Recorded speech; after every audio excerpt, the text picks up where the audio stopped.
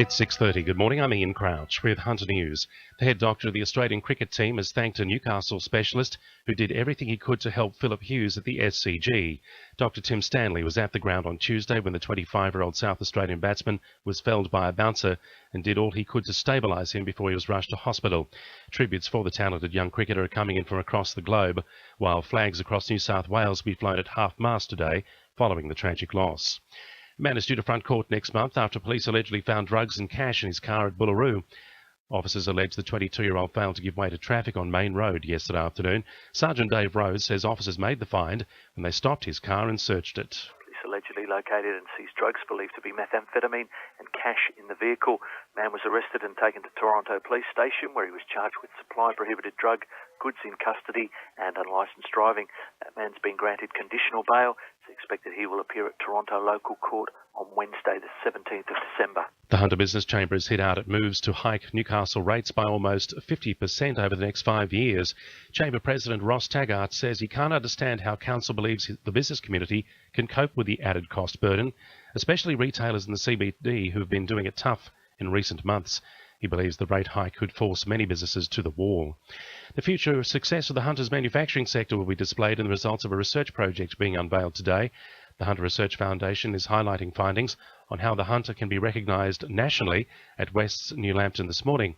Senior Research Fellow Jenny Williams says understanding the trends in manufacturing growth is the key to an innovative future. We're looking at the impact of the Asian century, technological change, changing consumer patterns, the whole shift towards advanced manufacturing in modern economies, the impact of limited resources on how our manufacturers operate, and of course the ageing of the population. So those are the big mega trends.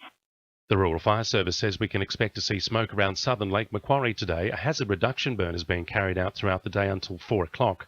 The RFS is urging motorists to slow down, keep windows up and headlights on when driving through smoke. Hunter Aged Care and Retirement Organisation Anglican Care has purchased a retirement village at Tanambit after expressing concern over the lack of services provided to its residents.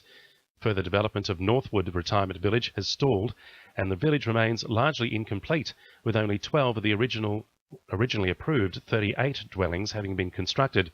CEO Colin Osborne says there's a growing demand for this type of aged care facility. These people go into a retirement village because there's a sense of community, there's some security, there's a situation where they don't have to take primary responsibility for the upkeep and maintenance of their properties and all of those sorts of things. So people in their more senior years are looking for that as a viable housing strategy as opposed to continuing to live in the family home. Now with sport, Cecilia Connell.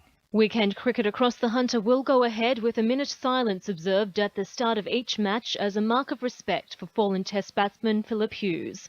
Newcastle District Cricket Association decided to push ahead with round 8 following direction from Cricket New South Wales. After seeking advice from the NRL Integrity Unit, the Newcastle Knights will stand by rookie second rower Joseph Tapine as he contests a charge of assault occasioning grievous bodily harm. It follows the club's policy not to stand down players if they intend to defend the criminal charge in question. The 20-year-old is due to front court on December 9. And the Newcastle Jets are in final preparations to meet bitter rivals the Central Coast Mariners in Sunday's F3 derby. Both teams will be itching for victory, with the Mariners caught in a winless 6-game streak attributed to problems in the front third. That's sport. I'm Cecilia Connell. To NURFM News Time 26 to 7.